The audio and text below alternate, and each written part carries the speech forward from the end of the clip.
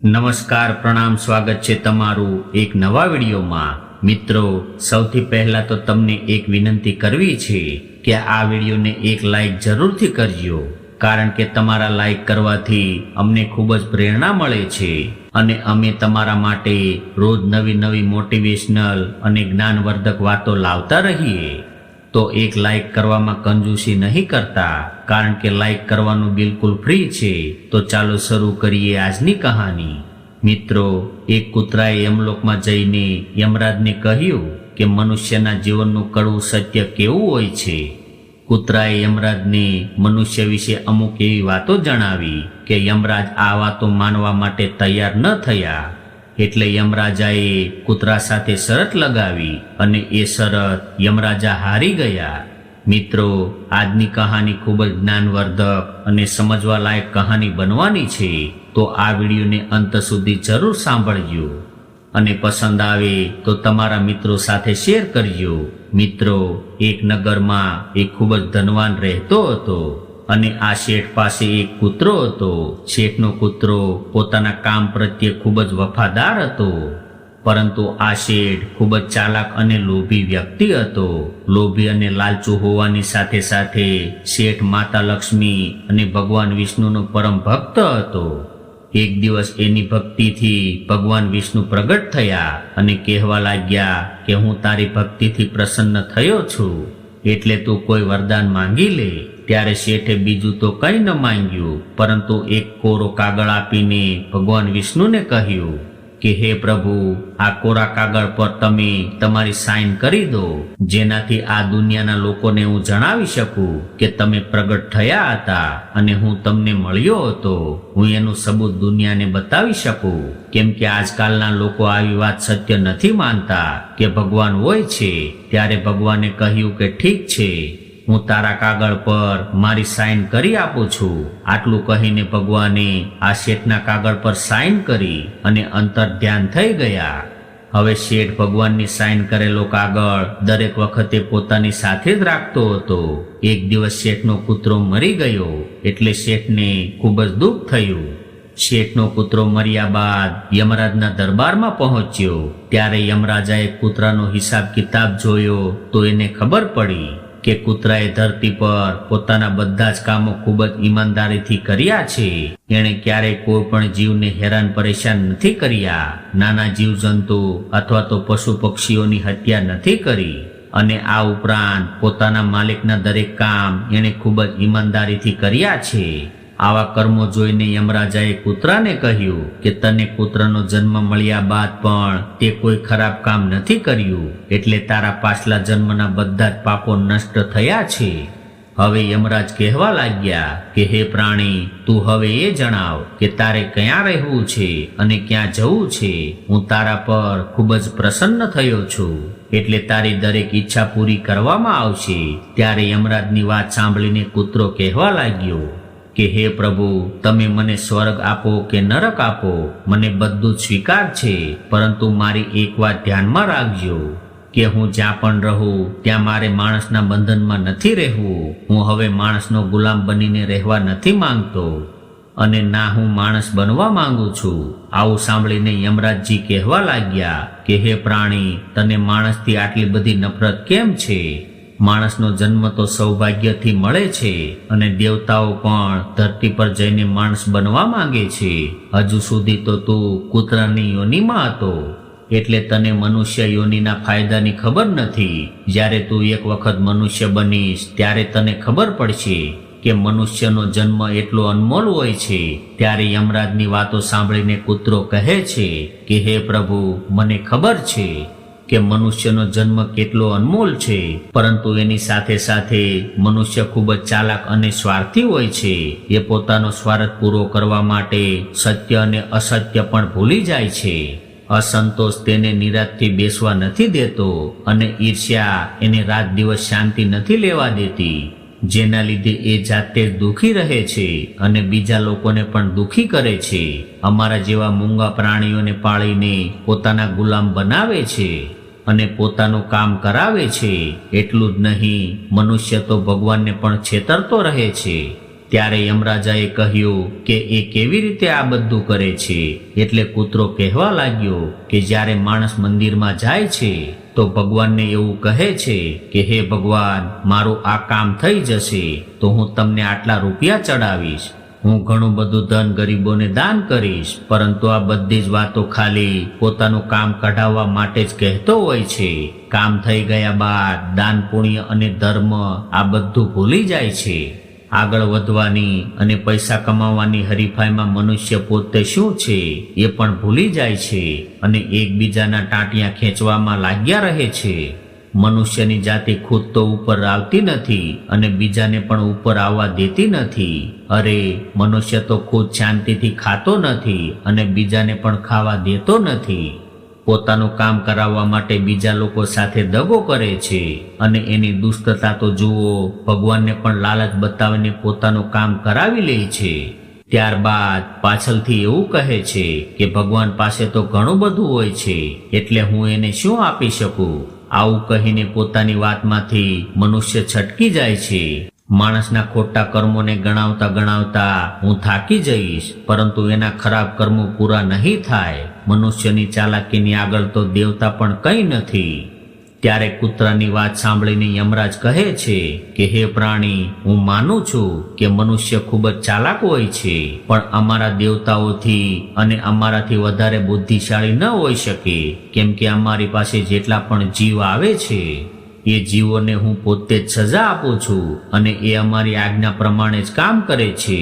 ત્યારે કૂતરો કહે છે કે હે યમરાજ, તમારી પાસે જે જીવ આવે છે એ બધા જીવો મર્યા બાદ આવે છે, પરંતુ તમારે ક્યારેય જીવતા મનુષ્ય સાથે મળવાનું નથી થયું. જો તમે ક્યારેય જીવતા મનુષ્ય સાથે રહેશો તો તમને ખબર પડશે કે જીવિત મનુષ્ય કેટલો ખતરનાક હોય છે. કૂતરાની વાત સાંભળીને યમરાજને ગુસ્સો આવ્યો અને વિચારવા લાગ્યા કે આ તો અમારી સામે અમારી ઇજ્જત જ કાઢી રહ્યો છે, એટલે આને હવે બતાવવું જ પડશે કે માણસ અમારી સામે કશું જ નથી. મનુષ્યની ચાલાકી અને ચતુરાઈ અમારી સામે નથી ચાલતી. આટલું કહીને યમરાજ એ પોતાના દૂતોને ધરતી પર જવાનો આદેશ આપ્યો અને કહ્યું કે જાઓ, આ કૂતરાના શેઠને જીવતો અહીંયા લઈ આવો. ત્યારબાદ અમે જોઈશું કે અમારી સામે શું ચાલાકી કરે છે. જો હું જીતી જઈશ તો હું આ કૂતરાને હંમેશા માટે નરકમાં મોકલી દઈશ. મિત્રો, આ બાજુ કૂતરાને ખૂબ વિશ્વાસ હતો કે જીવિત મનુષ્ય એકલો જ આ આખા યમલોકમાં ઉથલ પાથલ મચાવી દેશે. ત્યારબાદ યમરાજનો આદેશ મળતા જ યમરાજના 4 દૂતો શેઠને જીવતો લાવવા માટે ધરતી પર આવ્યા અને શેઠને ખાટલામાં સૂતેલી અવસ્થામાં યમલોક તરફ લઈને જવા લાગ્યા. રસ્તામાં શેઠની આંખ ખુલી ગઈ એટલે શેઠે પૂછ્યું કે તમે લોકો કોણ છો અને મને ક્યાં લઈને જઈ રહ્યા છો? ત્યારે યમદૂતોએ શેઠને બધી વાત જણાવી કે તમારા કૂતરા સાથે યમરાજાએ શરત લગાવી છે. તમારા કૂતરાએ એવું કહ્યું છે કે ધરતીનો મનુષ્ય ખૂબ જ ચાલાક હોય છે. જો એને જીવતો સ્વર્ગમાં લઈ જવામાં આવે તો એ યમરાજને પણ હરાવી શકે છે, યમરાજને પણ છેતરી શકે છે. આ વાતનું પરીક્ષણ કરવા માટે યમરાજાએ તમને જીવતા જ યમલોકમાં બોલાવ્યા છે.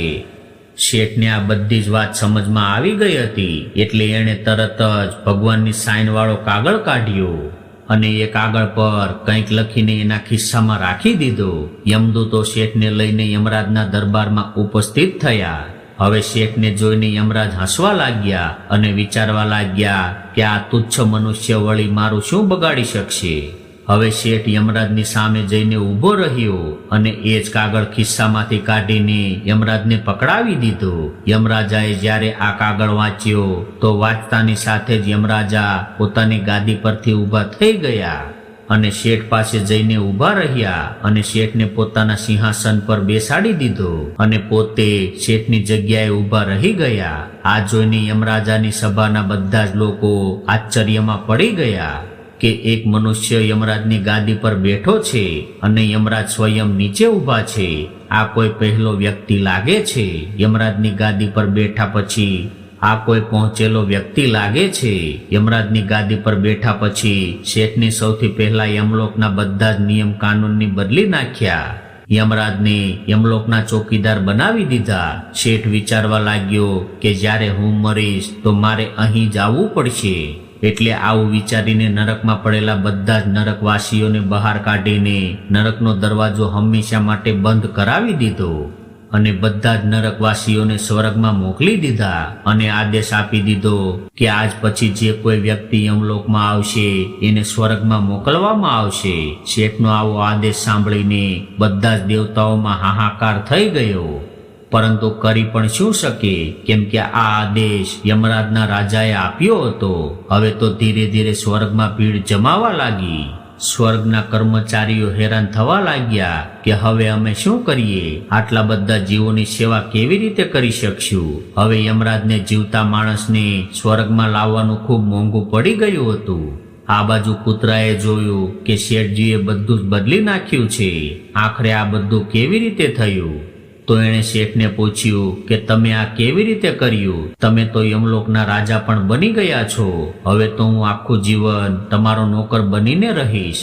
કૃપા કરીને મને તો જણાવો કે તમે આ બધું કેવી રીતે કરી શકો છો. ત્યારે શેઠજીએ ધીરેથી કૂતરાના કાનમાં કહ્યું કે જ્યારે મને ખબર પડી કે મને જીવતો જ યમલોકમાં લઈ જવામાં આવી રહ્યો છે, ત્યારે મેં ભગવાનની સાઇનવાળા કાગળમાં એવું લખી દીધું હતું કે હે યમરાજ, જે જીવિત મનુષ્યને તમે યમલોકમાં બોલાવી રહ્યા છો એને યમલોકની ગાદી પર બેસાડી દેજો. આ મારો આદેશ છે. ભગવાનની સાઇન તો એ કાગળ પર પહેલાથી જ કરેલી હતી. એટલા માટે યમરાજને એવું લાગ્યું કે આ આદેશ ભગવાન વિષ્ણુજીએ આપ્યો છે, એટલે શેઠને યમલોકનો રાજા બનાવી દેવામાં આવે. એટલે જ હું અહીંનો રાજા બની ગયો છું. શેઠની આ વાત સાંભળીને કૂતરો ખૂબ જ ખુશ થઈ ગયો અને કહેવા લાગ્યો કે મનુષ્યનું મગજ જ્યાં પણ રહે ત્યાં પોતાની ચાલાકી તો કરે જ છે. અહીંયા તો યમલોકની હાલત જોઈને બધા દેવી દેવતાઓ વિષ્ણુ ભગવાન પાસે ગયા અને એમને બધી જ વાત જણાવી. તો ભગવાન વિષ્ણુ પોતે યમલોકમાં આવ્યા અને તેમણે જોયું કે યમરાજા તો દરવાજા પર ઊભા છે, તો પછી યમલોકનું સિંહાસન કોણ સંભાળે છે?